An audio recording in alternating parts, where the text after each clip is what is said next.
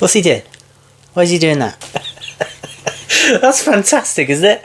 It's a mini Carl. I'm going to put him up on the shelf to go with the signed photo that you can see just there. That's cool, isn't it? So first of all, I want to say thank you very much to the 3D printer who sorted this out for me. It is fantastic. It's brilliant. The detail is amazing. And it says there, I'm just giving her a bit back. That is a reference to an XFM show / Ricky Gervais show, the cartoon version of when he mooned someone, didn't he? So sorry, you were looking at a woman dancing around naked, right? So the only thing you could do was immediately drop your boxer shorts. So she looked across, saw you fully clothed, saw you took your boxer shorts. No, she wouldn't have done, because it's sort of just the top half and the sink's at a side angle, so I was sort of looking out. So she wouldn't have seen your trousers then anyway? No, she did. I moved in front of the window. So you then made them... You actually climbed in front of the window. Oh, this is amazing! So you climbed in front of the window... to show off it wasn't your naked lower half. Suzanne said, "What are you doing?" I bet she did.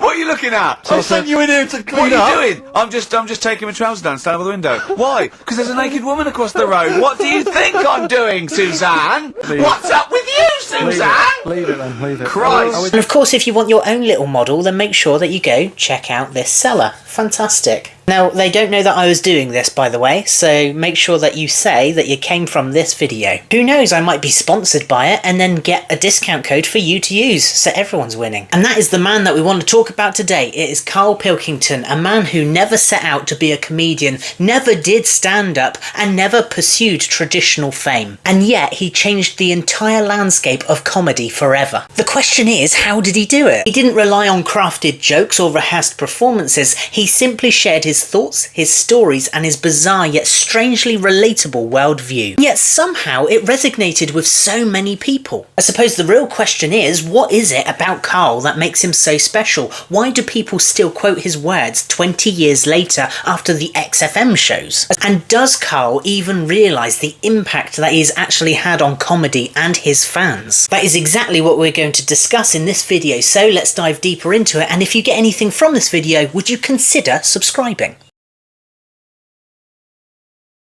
Karl's journey into the public eye is almost as unconventional as his thoughts on life. He was never a stand-up comedian and he never had aspirations to be in the entertainment business. He was just a producer on XFM when Ricky Gervais and Stephen Merchant brought him onto the mic. At first, he was the quiet, reluctant participant, but soon his odd stories and unique takes on everyday things became the highlight of the show. I always did wonder why they never called it the Karl Pilkington Show. His way of looking at the world was so different from the usual cynical comedian or loud observational stand-ups. It was pure, it was unfiltered, and unintentionally hilarious. I think what Ricky and Steve did so well was recognise Karl's brilliance. They didn't try to change him, they just put a microphone in front of him and let him speak. And what came out became some of the most funniest, most quotable moments in modern comedy. I think the reason why Karl's humour actually works is because he's not trying to be funny, it's because he's just being himself. To him, the neighbours having a horse in the house was just an average memory. A kid used to take a horse into the house.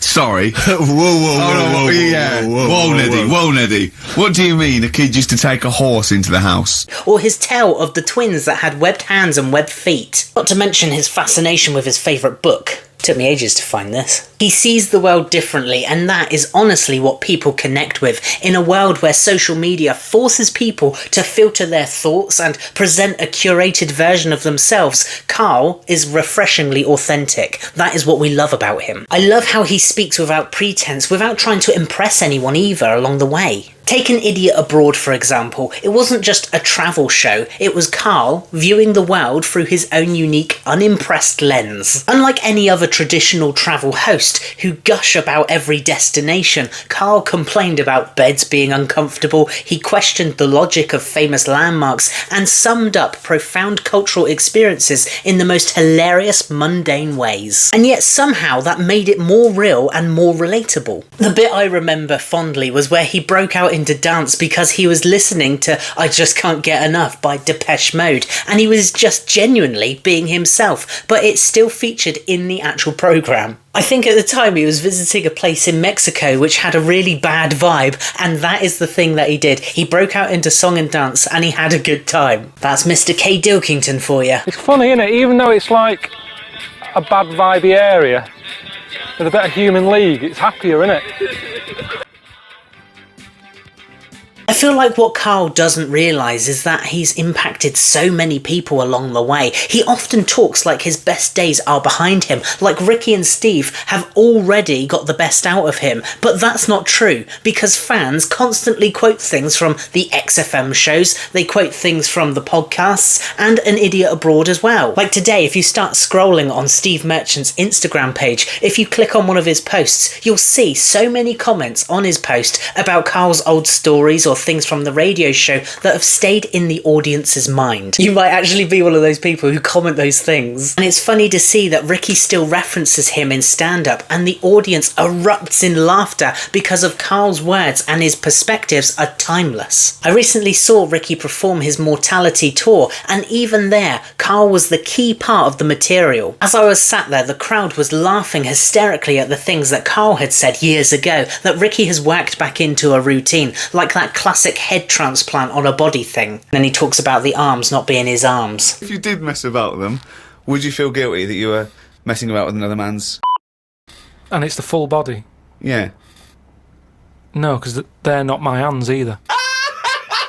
That kind of impact doesn't just fade away. What really stood out for me was how much Ricky himself acknowledged Carl's presence in his comedy. And it wasn't like it was just a passing reference. He knew that Carl's way of thinking had shaped some of the best material of his career too. What's great to see is that the audience wasn't just laughing because they remembered Carl. They were laughing because his perspective is still hilarious, it's still relevant, and even after all of these years, it's still funny. And I feel like it was at that moment it became clear that Carl isn't just a footnote in Ricky and Steve's careers, he is a foundational part of their comedy history, and more importantly, of modern comedy itself too. And it was at the very end where Ricky left the stage that I felt the energy in the room, and it proved one thing. If Carl were to return with something new, people would be ready and waiting for him. So this brings us to another interesting point. Carl Pilkington already has a huge, loyal fan base, yet he's not doing much with it. And to me, that feels like a massive missed opportunity on his behalf. What's interesting to see is that comedy has actually evolved, hasn't it? And we're now in an era where podcasts and long-form conversations are bigger than ever. Look at how other comedians are now thriving because they have their own podcasts or they're doing Q&A live tours. I feel like the K-Man could easily step into that space. Just being able to imagine it lights me up, but imagine a Karl Pilkington podcast like no other thing that he's previously done, with a simple setup. Karl talking about whatever he wants and what's on his mind, like reacting to the news or answering fans' questions. Oh, that would be gold, wouldn't it? There would be no scripts, there would be no pressure, and just Karl being Karl. Or even better, a live tour where he sits down for an unscripted chat with a guest. And then I thought, when Ricky and Steve are in the area, drop one of them in and have a catch-up on stage. And then he would hit the road again with new guests for the rest of the tour. The demand is already there, he wouldn't have to force it. It's sad to think that Karl Pilkington may never see himself as a comedian, an entertainer, or even an important figure in comedy history. Whether he likes it or not, that is exactly what he is. He has literally changed the way that we see observational humour, because it's actually funnier to say what you are thinking. You don't need to set up a joke. He made people feel okay about being themselves, about saying things that might seem silly but are actually profound in the long run. We've had a lot of those moments in his life. And that's why I feel like it's such a loss not having Karl in the limelight. A few pop-ups in a random TV drama here and there are just not enough for us. We don't just want a glimpse of Karl, we want him back where he belongs. His fans don't just miss his comedy, they miss him. Because it's his way of thinking, his take on life, his effortless ability to make us laugh without even trying. And that's the thing, Karl wouldn't have to change or reinvent himself. He's as fresh as he is today as he was 20 years ago. If he came back, even in the simplest format, people would listen. I remember when we were all in lockdown, and in 2020 he actually did, I think it was like 5 episodes, like 5 minutes worth half of each episode of like a small radio show, and it was brilliant, and they really took off. I think he called it KP Radio. If you haven't heard it, this is what it looks like. I think his voice is needed more than ever in a world where comedy often feels forced and overly polished. Carl is the opposite of all of that. He's real, and that is why we love him. The question now is, will Carl ever return? Will he give the fans more of what they actually want, or will he continue to live his quiet life with Suzanne, completely unaware of the impact that he has made? Either way, his legacy is already cemented in comedy history. Let me know in the comments below, would you want to see Carl's return? And if so, how? A podcast, a tour, or something completely different? Let's discuss in the comments below. Thanks very much for watching. If you got anything from this, make sure you like and subscribe, and also check out the other content that I have done on Carl, Ricky and Steve, all related videos. You can find that in a playlist on the channel. Thanks very much for watching. See you soon. Cheers. Look at that. That's fantastic, isn't it? Make sure you go check that out as well.